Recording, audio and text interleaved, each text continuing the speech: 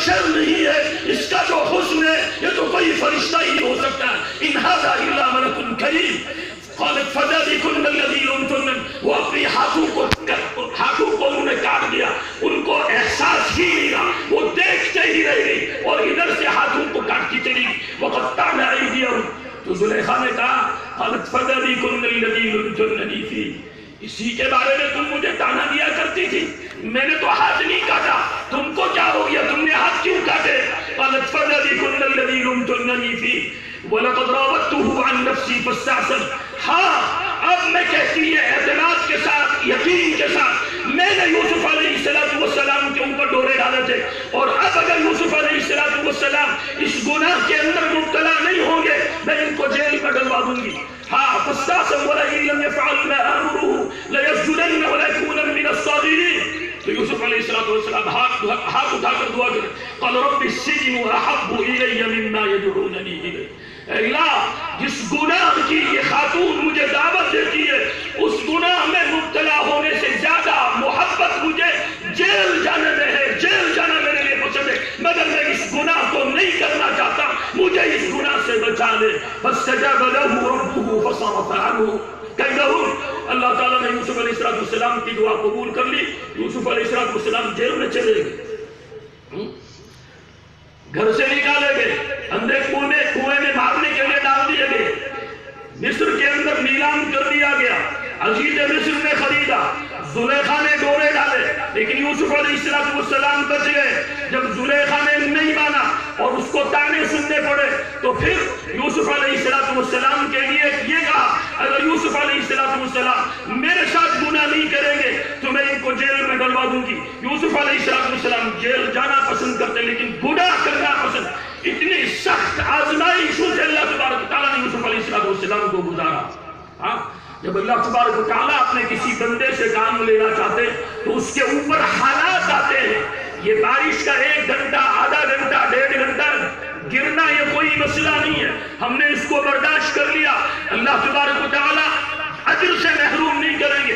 ایک محدث کے بارے میں آتا ہے، وہ حدیث لکھا کرتے تھے، ان کے زندگی کا مقصد اور مشغلہ جو تھا وہ حدیث کا لکھنا، حدیث کا پڑھنا اور پڑھانا۔ ایک مرتبہ وہ حدیث لکھ رہے تھے، پرانے زمانوں کے اندر وہ قلم ہوا کرتا تھا اور کیا کہتے ہیں یہ جو سیاہی ہوتی ہے سیاہی کے اندر ڈبو کر اس قلم کے ذریعے سے لکھا کرتے تھے۔ وہ حدیث کو لکھ رہے تھے، سیاہی زیادہ آ گئی، اب اس سیاہی کو خشک کرنے کے لیے وہ کوئی چیز تلاش کرنے لگے، اتنے میں ایک مکھی آئی، وہ اس سیاہی کو چوسنے لگی۔ تو یہ محدث اس کو دیکھتے رہے، انہوں نے اس کو چھیڑا نہیں، اس نے اس پوری سیاہی کو چوس لیا، چوسنے کے بعد وہ مکھی اڑ گئی۔ اب ان محدث نے کہا اب مجھے اس کو خشک کرنے کی کوئی ضرورت نہیں۔ اس کے بعد کچھ وقت گزرا، کچھ وقت گزرنے کے بعد ان کا انتقال ہوا۔ انتقال ہونے کے بعد کسی شاگرد نے ان کو خواب میں دیکھا، کہا حضرت کیا گزری؟ کہا اللہ نے مغفرت کر دی۔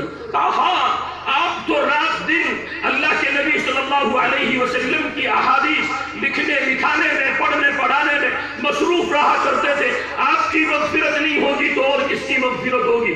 تو اس محدث نے کہا اللہ نے اس پر مغفرت نہیں کی۔ کہا پھر کس پر مغفرت کی؟ کہا ایک دن میں حدیث لکھ رہا تھا، ایک پیاسی مکھی آئی، سیاہی کچھ زیادہ پڑ گئی تھی، اس نے اپنی پیاس کو بجھانے کے لیے اس سیاہی کو چوسنا شروع کیا، میں نے اس کے ساتھ چھیڑا نہیں۔ یہ اتنا بڑا عمل دکھائی نہیں دے رہا لیکن یہ اخلاص سے بھرپور عمل تھا۔ وہ کسی کے سامنے یہ نہیں کہہ سکتے تھے صاحب ایک پیاسی مکھی آئی اور اس نے سیاہی کو چوس کر اپنی پیاس کو بجھایا، یہ کوئی اتنا بڑا عمل نہیں تھا، لیکن انہوں نے اس مکھی کے ساتھ نہیں چھیڑا، اس کو وہ چوسنے دیا اور کسی کے سامنے اس عمل کا تذکرہ نہیں کیا۔ اللہ تبارک و تعالیٰ نے اس عمل کو قبول کر کے اتنے بڑے محدث کی مغفرت کر دی۔ میرے بزرگوں اور دوستوں، اگر ہم جمے رہے اس نیت کے ساتھ کہ اللہ نے ہم کو یہاں بلایا ہے، اللہ نے ہم کو یہاں بٹھایا ہے، اور یہ جو ہمارے اکابرین مختلف صوبوں سے یہاں تشریف لائے ان کو اللہ نے یہاں بھیجا ہے تاکہ یہ ہم کو دین کی بات سنائیں اور سکھائیں، ہم ان حالات کے اندر بھی دین کی بات سنیں گے چاہے کتنی بھی بارش ہو جائے۔ یہ عمل اگر اللہ تبارک و تعالیٰ کو پسند آ گیا میرے بزرگوں اور دوستوں ہم سب کی مغفرت کے لیے کافی ہے۔ ہاں اس لیے یہ جو دین کا معاملہ ہے، دین کا معاملہ یہ ہے کہ بھائی ہم سے جو کہا جا رہا ہے ہم اس طرح کرتے رہیں گے، اور جو کہنے والا ہے جس کو اللہ تبارک و تعالیٰ نے ہمارے دین کے اعتبار سے ایک ذمہ داری دی ہوئی ہے، وہ عدل و انصاف کے ساتھ، امانت داری کے ساتھ ہمارے اس دین کی قافلے دین کی گاڑی پہ جب چل رہا ہے ہم جڑے رہیں گے، تو میرے بزرگوں اور دوستوں ہمارے جڑنے کے نتیجے میں اللہ تبارک و تعالیٰ ہمارے سینے کے بند دروازوں کو، ہمارے دل کے بند دروازوں کو کھولتا چلا جائے گا۔ وَالَّذِينَ جَاهَدُوا فِينَا لَنَهْدِيَنَّهُمْ سُبُلَنَا وَإِنَّ اللَّهَ لَمَعَ الْمُحْسِنِينَ، جو میری نسبت کے اوپر کرتے رہیں گے، میری نسبت کے اوپر کوشش کرتے رہیں گے، میری نسبت کے اوپر اپنے جان و مال کو لگاتے رہیں گے، وَالَّذِينَ جَاهَدُوا فِينَا لَنَهْدِيَنَّهُمْ سُبُلَنَا، جو راستے میں رکاوٹیں ہیں، جو راستے کے اندر بیریکیڈز ہے، جو راستے کے اندر جو ہے ان کے لیے آنے میں جو ہے مشکلات پیدا کر رہی، ان تمام رکاوٹوں کو میں ہٹاتا چلا جاؤں۔ لَنَهْدِيَنَّهُمْ سُبُلَنَا وَإِنَّ اللَّهَ لَمَعَ الْمُحْسِنِينَ، اور اللہ تبارک و تعالیٰ کام کا جو حق ادا کرتا ہے، اس دعوت کے کام کا جو حق ہے کہ ہم اس دعوت کے کام کو سمجھیں، پھر یہ 3 دن کا، 10 دن کا، 40 دن کا، 4 مہینے کا کام نہیں، یہ تو پوری زندگی کا مقصد ہے کہ ہم اس کام کو کریں، چاہے ہم رات کے اوقات میں کریں، دن کے اوقات میں کریں، مقامی اعتبار سے کریں، باہر نکل کر کریں، لیکن آپس کے جوڑ کے ساتھ، اطاعت کے ساتھ مانتے ہوئے کرتے رہیں گے، اللہ تبارک و تعالیٰ بہت آگے لے جائے گا اس کام کے اندر۔ میرے بزرگوں اور دوستوں، یہی یوسف علیہ السلام کا جو میں واقعہ سنا رہا تھا کہ یوسف علیہ السلام کو اتنی آزمائشوں سے گزارا گیا، لیکن جب اللہ تبارک و تعالیٰ نے ان تمام آزمائشوں سے گزارا اور اب یوسف علیہ السلام کے لیے، بلکہ اللہ تبارک و تعالیٰ نے پہلے سے فیصلہ کیا تھا کہ یوسف علیہ السلام کے حوالے ملک مصر کو کرنا ہے،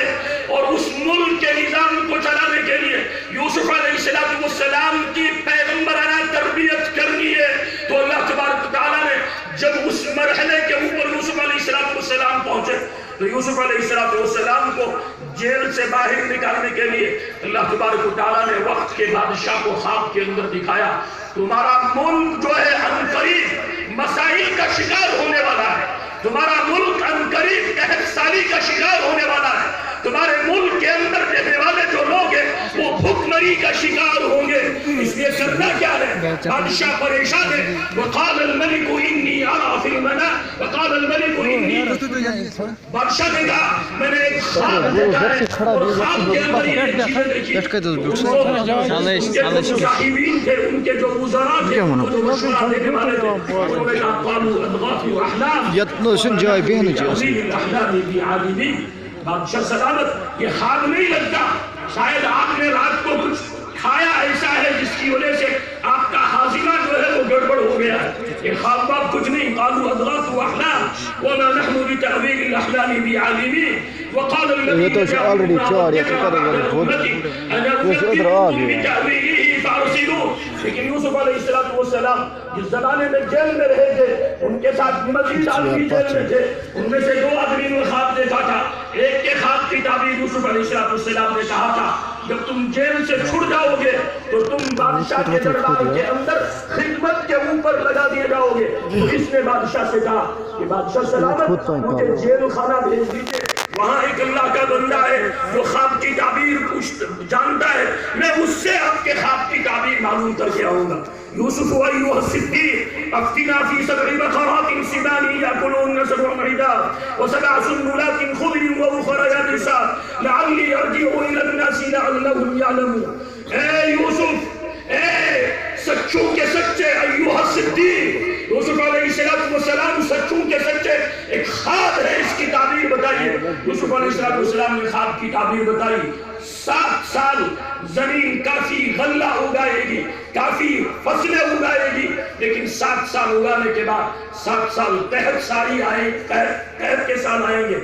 اگر ان سالوں کے اندر جن سالوں میں زمین نے کافی غلہ دیا ہے اس کو صحیح طور سے اس کی تقسیم کاری کا نظام نہ بنایا گیا تو لوگ بھوک کی وجہ سے، قحط کی وجہ سے کثرت کے ساتھ موت کا شکار ہو جائے۔ بادشاہ نے جب سنا تو بادشاہ نے کہا وقال الملک ائتونی بہ، ارے جلدی سے نکالو چلا. ارے آپ نے تو ان کو جیل میں ڈالا، اب ان کو جلدی سے کیوں نکالنا؟ تو یوسف علیہ السلام کے پاس بلانے کے لیے وہ آئے. انہوں نے کہا میں جیل سے نہیں نکلوں گا. ارے جیل سے اتنی عزت کے ساتھ آپ کو باہر آنے کے لیے کہا جا، آپ کہتے ہیں ارجع الی ربک فاسألہ ما بال النسوة اللاتي قطعن أيديهن. پہلے اپنے بادشاہ سے پوچھو وہ جو ان عورتوں نے مصر کے اندر ڈرامہ رچایا تھا، انہوں نے میرے اوپر الزام لگائے تھے، ان الزاموں کی حیثیت کیا ہے؟ پہلے ان سے یہ پوچھو. بادشاہ نے اپنی عدالت قائم کی اور اپنی عدالت قائم کرنے کے لیے قال ما خطبكن إذ راودتن يوسف عن نفسه. بتاؤ یوسف علیہ السلام کے بارے میں تم کیا کہتی ہو؟ یوسف علیہ السلام کا کردار کیسا ہے؟ یوسف علیہ السلام کی سیرت کیسی ہے؟ یوسف علیہ السلام کا کریکٹر کیسا ہے؟ قال ما خطبكن إذ راودتن يوسف عن نفسه قلنا حاشا لله ما علمنا عليه من سوء. سب نے یک زبان ہو کر کہا اللہ کی پناہ، ہم نے یوسف علیہ السلام کے اندر کسی بھی قسم کی کوئی برائی نہیں کی. قلنا حاشا لله ما علمنا عليه من سوء. قالت امرأة العزيز الآن حصحص الحق. اور زلیخا عزیز مصر کی بیوی وہ کہنے لگی حقیقت اب سامنے آ گئی، سچ اب سامنے آ گیا. الآن حصحص الحق انا راودته عن نفسي وانه لمن الصادقين. میں نے یوسف علیہ السلام کو پھسلانے کی کوشش کی، میں نے یوسف علیہ السلام کے کردار کو داغدار کرنے کی کوشش کی. انا راودته عن نفسي وانه لمن الصادقين. لیکن وہ اللہ کے پاکباز بندے ہیں، وہ اللہ کے سچے بندے ہیں، ان کا دامن بے داغ ہے. وانه لمن الصادقين. اور پھر یوسف علیہ السلام، اللہ اکبر. میرے بزرگوں اور دوستوں، یہ نبی ہی کا کردار ہو سکتا ہے. یوسف علیہ السلام بادشاہ کو مخاطب کر کے کہہ رہے ذَلِكَ لِيَعْلَمَ عَنِّي لَمْ أَخُنْهُ بِالْغَيْبِ وَأَنَّ اللَّهَ لَا يَهْدِي كَيْدَ الْخَائِنِينَ. کہ بادشاہ میں نے تو آپ کو مجبور کیا کہ آپ اپنا دربار، اپنا کوٹ لگائیں اور پھر اس کے بارے میں فیصلہ کریں. اس میں میری نیت کیا تھی، اس میں میرا مقصد کیا تھا؟ اس میں میرا مقصد یہ تھا تاکہ آپ کو یہ پتا چل جائے کہ وہ جو آپ کی بیوی زلیخا نے مجھے 7 کمروں کے اندر بند کر دیا تھا، آپ کی غیر موجودگی کے اندر میں نے آپ کی اہلیہ کی عصمت کے اوپر ہاتھ نہیں ڈالا. ذَلِكَ لِيَعْلَمَ عَنِّي لَمْ أَخُنْهُ بِالْغَيْبِ وَأَنَّ اللَّهَ لَا يَهْدِي كَيْدَ الْخَائِنِينَ. اور سنیے، اگر کوئی خیانت کا مرتکب ہوتا ہے، اگر کوئی خیانت کرتا ہے، اللہ تبارک و تعالی خیانت کرنے والوں کی رہبری نہیں کرتے، ان کی رہنمائی نہیں کرتے. وَأَنَّ اللَّهَ لَا يَهْدِي كَيْدَ الْخَائِنِينَ. لیکن اس کے بعد فوراً یوسف علیہ السلام کیا کہتے؟ میرے بزرگوں اور دوستوں، یہ نبی ہی کی زبان سے ادا ہو سکتا ہے، بلکہ نبی ابن نبی یوسف علیہ السلام کے ابا جان یعقوب علیہ السلام، یعقوب علیہ السلام کے ابا جان اسحاق علیہ السلام، اور اسحاق علیہ السلام کے ابا جان ابراہیم علیہ السلام. نبی ابن نبی وہ کیا کہہ رہے؟ وَمَا أُبَرِّئُ نَفْسِي إِنَّ النَّفْسَ لَأَمَّارَةٌ بِالسُّوءِ إِلَّا مَا رَحِمَ رَبِّي. میں اپنی تعریف نہیں کرتا. وَمَا أُبَرِّئُ نَفْسِي. کسی کا نفس جو ہے وہ پاکیزہ نہیں ہے. ہاں، نفس جو ہے انسان کو جب ڈسنے پہ آتا ہے، جب نفس انسان کو تباہ کرنے پہ آتا ہے، جب کسی کے اوپر نفسانیت طاری ہو جاتی ہے تو نفس اس کو تباہ کر کے رکھتا ہے. اِلَّا مَا رَحِمَ رَبِّي. لیکن یہ جس کو اللہ بچائے. یوسف علیہ السلام اتنے مراحل سے گزرنے کے بعد کس بندگی کے ساتھ، کس عاجزی کے ساتھ، کس مسکنت کے ساتھ، کس تواضع کے ساتھ کہہ رہے ہیں کہ میں اپنے نفس کی تعریف نہیں کر رہا ہوں، میں اپنے نفس کو بری قرار نہیں دیتا. وَمَا أُبَرِّئُ نَفْسِي إِنَّ النَّفْسَ لَأَمَّارَةٌ بِالسُّوءِ. لیکن آج میرے بزرگوں اور دوستوں، میں نے چلہ لگا لیا، میں نے 4 مہینے لگا لیے، میں تھوڑا بہت دین کا فہم مجھ کو مل گیا، میں کیا سمجھتا ہوں کہ اب تو میں محفوظ ہو گیا، شیطان کا کوئی داؤ نہیں چلے گا، نفس کا کوئی داؤ نہیں چلے گا. ارے انبیاء کرام علیہ السلام کہہ رہے ہیں کہ نہیں، ہم اپنے نفس کو بری قرار نہیں دے سکتے. ہم 4 مہینے لگانے کے بعد یہ کیسے کہہ سکتے ہیں کہ آپ فلاں عالم جو ہے ان کو کیا پتا دعوت کا، وہ کیا جانے تبلیغ کے بارے میں؟ ارے انہوں نے 8 سال، انہوں نے 10 سال، انہوں نے 15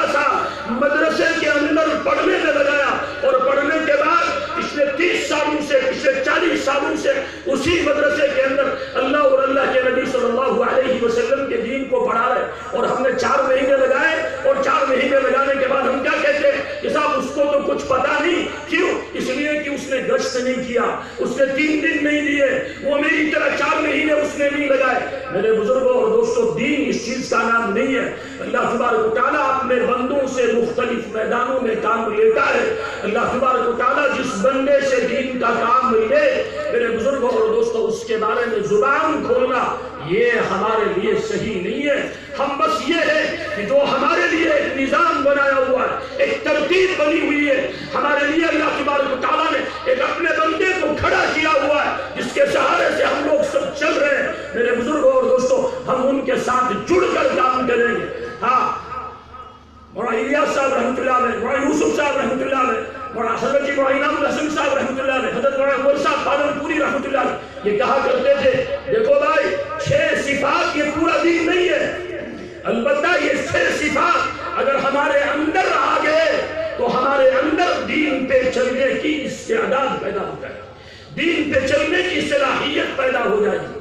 آج ہم یہ کہنے لگے کہ صاحب نہیں 6 نمبر تو پورا دین ہے، حالانکہ 6 نمبر کے اندر نہ زکوٰۃ کا تذکرہ ہے، نہ روزوں کا تذکرہ ہے، نہ حج کا تذکرہ ہے، نہ نکاح کا بیان ہے، نہ تجارت کیسے کرنی ہے اس کا بیان ہے، نہ کھیتی باڑی کیسے کرنی اس کا بیان ہے، کارخانہ کیسے چلانا اس کا. تو 6 صفات اصل میں عمومی طور پر صحابہ کرام رضوان اللہ تعالی علیہم اجمعین کی زندگی کے اندر یہ صفات اتنی کثرت کے ساتھ پائے جاتے تھے کہ اگر آج ہم محنت کر کے ان صفات کو اپنی زندگی کے اندر داخل کر لیں تو ہمارے لیے اللہ تبارک و تعالیٰ دین کے اوپر چلنا آسان کر دیں گے، بجائے اس کے کہ ہم عوام کو انتشار کا شکار کریں کہ نہیں آپ 6 صفات کو پورا دین مان لو. اگر آپ 6 صفات کو پورا دین نہیں مانتے ہو، جو 6 صفات کو پورا دین نہیں مانتا وہ ہماری نظروں میں جاہل ہے، وہ ہماری نظروں میں ان پڑھ ہے، وہ ہماری نظروں میں بیوقوف ہے. میرے بزرگوں اور دوستوں، ہمارا یہ کام نہیں ہے. ہمارا کام یہ ہے کہ ہم علماء کے ساتھ جڑے، ہم صالحین کے ساتھ جڑے، ہم اللہ والوں کے ساتھ جڑے، ہم ان کے ساتھ جڑے جن سے اللہ تبارک و تعالیٰ اپنے دین کا کام لے رہا ہے. ہاں، ہمارا مرکز بیت اللہ ہے، لیکن بیت اللہ کے سائے میں 13 سال تک محمد مصطفیٰ صلی اللہ علیہ وسلم صحابہ کے ساتھ کام کرتے رہے، لیکن جب وہاں کے لوگوں نے کام نہیں کرنے دیا، اللہ نے کہا چھوڑ دیجئے بیت اللہ، اللہ نے کہا چھوڑ دیجئے مکہ مکرمہ کو، آپ یہاں سے روانہ ہو جائیے. کہاں روانہ ہونا؟ یثرب جانا ہے. یثرب کا مطلب کیا ہے؟ بیماریوں کی جگہ، بربادی کی جگہ. اللہ اکبر. جو رحمتوں، جہاں رحمتوں کا نزول ہو رہا. ان اول بیت وضع للناس للذی ببکۃ مبارکا وہدی للعالمین. برکتوں کا سرچشمہ، ہدایت کا سرچشمہ بیت اللہ. اللہ کہہ رہے چھوڑ دو اس کو، یہاں سے ہجرت کر جاؤ، مرکز کو چھوڑ دو. والذین آمنوا ولم یہاجروا ما لکم من ولایتہم من شیء حتی یہاجروا. جو ایمان لائے لیکن ایمان لانے کے بعد انہوں نے ہجرت نہیں کی، مکہ مکرمہ کو نہیں چھوڑا. والذین آمنوا ولم یہاجروا ما لکم من ولایتہم من شیء. آپ کا ان کے ساتھ کوئی تعلق، وہ ایمان لا چکے ہیں لیکن جس طرح آپ نے مکے کو چھوڑا اس طرح وہ مکے کو چھوڑنے کے لیے تیار نہیں. آپ کا ان کے ساتھ کوئی تعلق نہیں. ما لکم من ولایتہم من شیء حتی یہاجروا. جب تک وہ مکے کو چھوڑ کر مدینہ نہیں جائیں گے، یثرب نہیں جائیں گے، اس وقت تک ان کے ساتھ آپ کا کوئی تعلق نہیں. تو اللہ تبارک و تعالیٰ جو مرکز قیامت تک کے لیے خود اللہ نے بنایا، اللہ کہہ رہا چھوڑ دو اس مرکز کو. مدینہ منورہ کے اندر 35 سال تک اللہ کے نبی صلی اللہ علیہ وسلم کے 10 سال، صدیق اکبر کے 2.5 سال، حضرت عمر کے 10 سال، عثمان غنی ان کے 12 سال، اور یہ تقریباً 35 سال کا عرصہ بنتا